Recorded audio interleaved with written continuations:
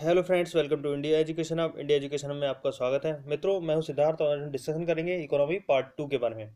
इसमें मैं आपको 15 क्वेश्चन करवाऊंगा। पार्ट 1 में भी मैंने 15 क्वेश्चन करवाए थे, क्योंकि टॉप 200 सीरीज चल रही है। जो 200 क्वेश्चन होंगे टॉप के इकोनॉमी के, वो मैं करवाने की कोशिश करूंगा। काफ़ी इंपॉर्टेंट क्वेश्चन होंगे ये।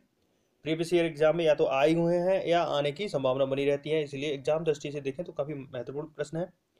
मित्रों, चैनल को अगर आपने सब्सक्राइब नहीं किया तो ज़रूर सब्सक्राइब कर लीजिए, जिससे आपको टाइम टू टाइम नोटिफिकेशन मिलती रहे और आप वीडियो को देख पाएँ। एक रिक्वेस्ट मेरी आपसे, बहुत ही हम्बल रिक्वेस्ट है कि प्लीज़ अपना फीडबैक जरूर दीजिए। वीडियो आपको कैसा लगा? अगर पॉजिटिव कमेंट है तब भी लिखिए, नेगेटिव है तब भी लिखिए। डरने की कोई ज़रूरत नहीं है कि पता नहीं क्या क्या होगा, लेकिन ऐसा कुछ नहीं है। आप अगर नेगेटिव लिखेंगे तो हमें भी अच्छा लगेगा, क्योंकि हम अपनी गलतियाँ सुधारना चाहते हैं। चलिए स्टार्ट करते हैं। पहला क्वेश्चन है, भारत में बेरोजगारी बेरोजगारी के आंकड़े कौन तैयार करता है? भारत में बेरोजगारी के आंकड़े कौन तैयार करता है? ऑप्शन है वित्त मंत्रालय, ग्रामीण विकास मंत्रालय, ग्राम पंचायत या राष्ट्रीय नमूना सर्वेक्षण संगठन। तो यही आपका सही उत्तर हो जाएगा, राष्ट्रीय नमूना सर्वेक्षण संगठन। इसका शॉर्ट में बोलते हैं अंग्रेजी में एनएसएसओ। एनएसएसओ, अगर आप टीवी पे ऐड देखते होंगे, अभी कुछ दिन पहले ऐड आता था, एनएसएसओ है ना, तो वही राष्ट्रीय नमूना सर्वेक्षण संगठन है। अगला प्रश्न है, भारत में किस प्रकार की बेरोजगारी पाई जाती है? भारत में बेरोजगारी के प्रकार के बारे में पूछ रहा है। ऑप्शन है ग्रामीण, अल्प रोजगार, चक्रीय बेरोजगारी, संरचनात्मक बेरोजगारी या ऐच्छिक बेरोजगारी। तो इसका सही उत्तर है संरचनात्मक बेरोजगारी। संरचनात्मक बेरोजगारी, संरचनात्मक बेरोजगारी से तात्पर्य है जैसे कि अगर बाजार में कंपटीशन है, कहने का मतलब यह है बहुत सारी इकाइयां लगी हैं। जैसे मान लीजिए 2 इकाइयां लगी हैं, एक इकाई और 2 इकाई, इकाई या फैक्ट्री, दुकान, कुछ भी मान लीजिए। एक की कोई वस्तु का कीमत है 100 रुपये, दूसरे की वस्तु का कीमत है 120 रुपये। तो जो ग्राहक है वो 100 रुपये वाली वस्तु खरीदेगा, लेकिन जो 120 वाली है उसका धंधा चौपट हो जाएगा। और चौपट हो जाएगा, जो व्यक्ति उसमें काम कर रहे होंगे वो निकल जाएंगे, या उन्हें हटा दिया जाएगा, या फैक्ट्री बंद होने के कारण निकल गए। तो इस प्रकार की जो बेरोजगारी होती है उसे हम संरचनात्मक बेरोजगारी बोलते हैं। कहने का मतलब कंपटीशन होता है मार्केट में, बहुत ही प्रतिस्पर्धा होती है।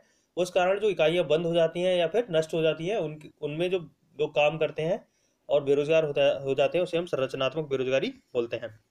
अगला प्रश्न है, प्रश्न नंबर 3, भारत में ग्रामीण क्षेत्रों में पाई जाने वाली बेरोजगारी है। भारत में जो ग्रामीण क्षेत्र में बेरोजगारी पाई जाती है उसे हम क्या बोलेंगे? ऑप्शन है प्रछन्न, संरचनात्मक, चक्रीय या ऐच्छिक। तो इसका सही उत्तर हो जाएगा प्रछन्न बेरोजगारी।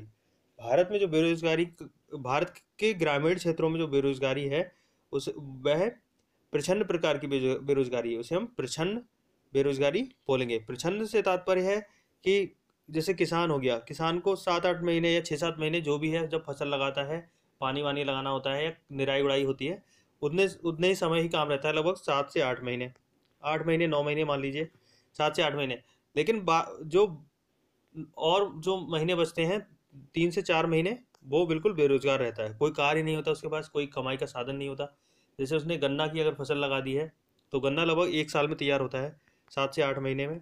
7 से 8 महीने में तैयार होगा, उसके बाद अगर उसका जो समय बचता है 2 से 3 महीने, तो वह बिल्कुल बेरोजगार रहता है। कोई किसी प्रकार का कार्य नहीं होता, कोई किसी प्रकार की उसकी इनकम नहीं रहती, उसे हम बोलते हैं प्रछन्न बेरोजगारी। अगला प्रश्न है, भारत में रोजगार के अवसर उत्पन्न करने में की दर किस क्षेत्र की सबसे अधिक है?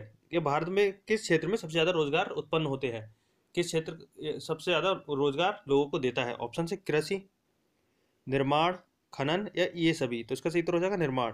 तो प्रोडक्शन यूनिट है वो सबसे ज़्यादा रोजगार देती है। निर्माण से तात्पर्य आपका भवन निर्माण हो सकता है, एक तरह से काम माने तो कौन अ, अ, इसमें आपका निर्माण प्रोडक्शन लिमिट से होगा। जैसे वस्तु, किसी वस्तु का निर्माण, या बहुत सारी इकाइयाँ लगी हैं, यूनिट्स लगी हैं, या बड़ी बड़ी बिल्डिंग है, उसके लिए भी हम निर्माण बोल सकते हैं। जैसे कॉन्ट्रैक्ट कॉन्ट्रैक्ट के रूप में जो कार्य होते हैं, उसके लिए हम निर्माण बोल सकते हैं। यूनिट्स का मतलब इकाइयों से होता है या कंपनियों से होता है। तो निर्माण क्षेत्र में सबसे ज़्यादा रोजगार उत्पन्न करने के अवसर रहते हैं। अगला प्रश्न है, अंत्योदय कार्यक्रम का क्या उद्देश्य था? अंत्योदय कार्यक्रम का क्या उद्देश्य था? ऑप्शंस हैं शहरी गरीबी को कम करना, अनुसूचित जनजातियों के जीवन स्तर में सुधार करना, गरीबों में सर्वाधिक गरीबों की मदद करना, या अल्पसंख्यकों को उन्नत करना। देखिए, अंत्योदय आया है तो अल्पसंख्यक वाला तो कहीं से कहीं तक होगा नहीं, अनुसूचित जाति जनजाति वाला भी कुछ नहीं होगा। देखिए, अंत्योदय सिर्फ गरीबों के लिए है, ना कि किसी जाति पंथ संप्रदाय के लिए। तो उसमें अगर हम बात करें, अंत्योदय योजना का मुख्य उद्देश्य था गरीबों में सर्वाधिक गरीबों की मदद करना। गरीब जैसे गरीब लोग हैं। अब कुछ लोग होते हैं जिनके पास कमाने के लिए का कोई साधन नहीं होता, खाने का कोई साधन नहीं होता, उनके पास भवन भी नहीं होता, रहने का कोई साधन नहीं होता। तो उन गरीबों की मदद करना, जिसे हम बोलते हैं रेड कार्ड, लाल कार्ड होता है। अंत्योदय में जो लोग आते हैं उनका लाल राशन कार्ड होता है। कैसा होता है? लाल राशन कार्ड। लाल राशन कार्ड, उसमें कुछ अधिक सुविधाएं होती हैं अन्य राशन कार्ड की अपेक्षा। जैसे सफेद, एक होता है सफेद राशन कार्ड, एक होता है पीला राशन कार्ड। 3 तरह के राशन कार्ड होते हैं, एक लाल, सफेद, पीला। तो लाल वाला होता है वो अंत्योदय में आता है, उनके लिए कुछ अधिक रियायतें दी जाती हैं। अगला प्रश्न है, कुटीर ज्योति योजना का संबंध है। कुटीर ज्योति योजना का संबंध किससे है?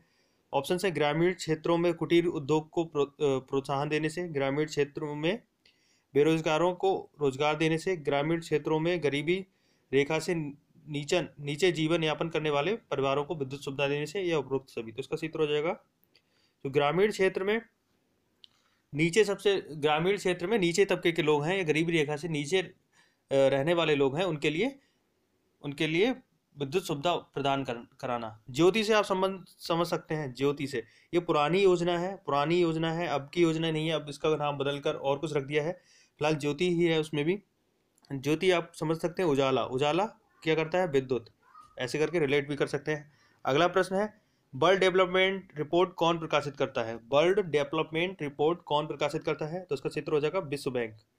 कौन करता है? विश्व बैंक। इसे हम बोलते हैं अंग्रेजी में वर्ल्ड बैंक। वर्ल्ड बैंक, विश्व बैंक क्या प्रकाशित करती है? World development report.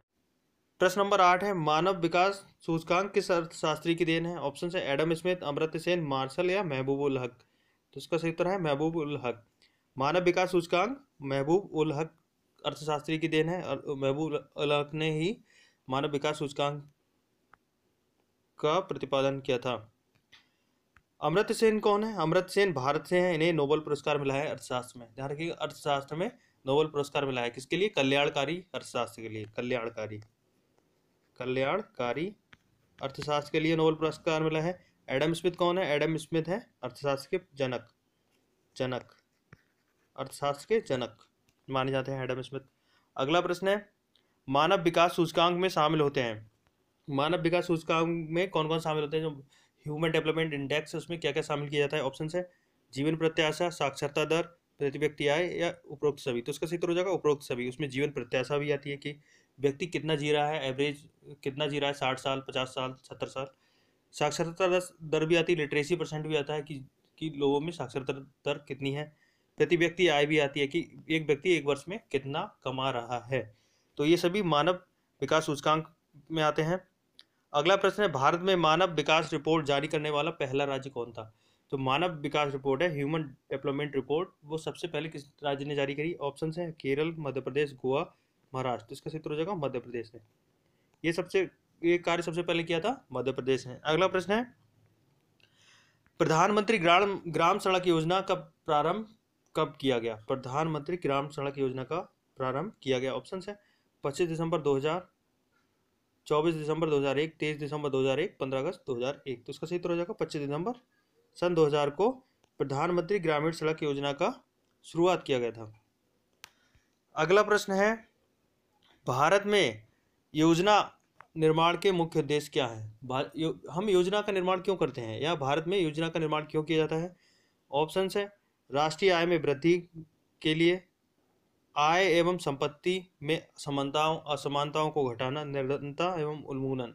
तो इसका सूत्र हो जाएगा उपरोक्त सभी होगा। योजना निर्माण इसीलिए करते हैं भारत में कि राष्ट्रीय आय में वृद्धि हो, जो जीडीपी है और जीएनपी है, या फिर राष्ट्रीय आय है हमारी, वो भी बढ़े। संपत्ति और आय में असमानताओं को घटाना। संपत्ति और आय से तात्पर्य है, जैसे एक है करोड़पति आदमी, एक के पास 1 करोड़ रुपया है, वो 1 करोड़ रुपया हर साल कमा रहा है, और एक कमा रहा है मात्र 10,000 रुपये। तो जो असमानता है कई लाख रुपए की, लगभग 99,90,000 रुपए की, तो उसको कैसे करके कम किया जाए, या अमीरी गरीबी की खाई को कैसे बांटा जाए, निर्धनता उन्मूलन, गरीबी को कैसे हटाया जाए। तो ये योजना निर्माण के मुख्य उद्देश्य रहते हैं। अगला प्रश्न है, योजना आयोग की स्थापना कब हुई? योजना आयोग की स्थापना के बारे में पूछ रहा है। ऑप्शंस हैं 10 मार्च 1950, 15 मार्च 1950, 16 मार्च 1951 या 20 मार्च 1950। तो इसका सही उत्तर हो जाएगा 15 मार्च 1950 को योजना आयोग की स्थापना हुई थी। योजना आयोग अब इसका समापन कर दिया गया। इसके स्थान पर नीति आयोग आया है। आपको बताना है नीति आयोग की स्थापना कब करी गई थी। बोनस क्वेश्चन है ये, आपको बताना है। और आपका नाम मैं अगले वीडियो में जरूर शेयर करूंगा, अगर जो व्यक्ति सही आंसर देगा। तो आपको बताना है नीति आयोग की स्थापना कब करी गई। नीति आयोग की स्थापना कब करी गई। अब ये क्वेश्चन यहाँ से बनता है, नीति आयोग का पदेन अध्यक्ष कौन होता है? तो इसका सही उत्तर होता है, कौन होता है? प्रधानमंत्री। प्रधानमंत्री नीति आयोग का पदेन अध्यक्ष होता है। अगला प्रश्न है, राष्ट्रीय विकास परिषद का अध्यक्ष कौन होता है? राष्ट्रीय विकास परिषद का अध्यक्ष कौन होता है? तो इसका सही उत्तर हो जाएगा प्रधानमंत्री। तो प्रधानमंत्री महोदय होते हैं वो राष्ट्रीय विकास परिषद के अध्यक्ष होते हैं। अगला प्रश्न आता है, भारत में प्रथम पंचवर्षीय योजना की स्थापना कब करी गई? ये शुरुआत कब करी गई? तो इसका सही उत्तर हो जाएगा 1 अप्रैल 1951। 1 अप्रैल 1951 को भारत में प्रथम पंचवर्षीय योजना की शुरुआत करी गई। वीडियो यहाँ पे समाप्त होता है। कैसा लगा आपको वीडियो? कमेंट करिए, शेयर करिए, सब्सक्राइब करिए चैनल को। धन्यवाद दोस्तों।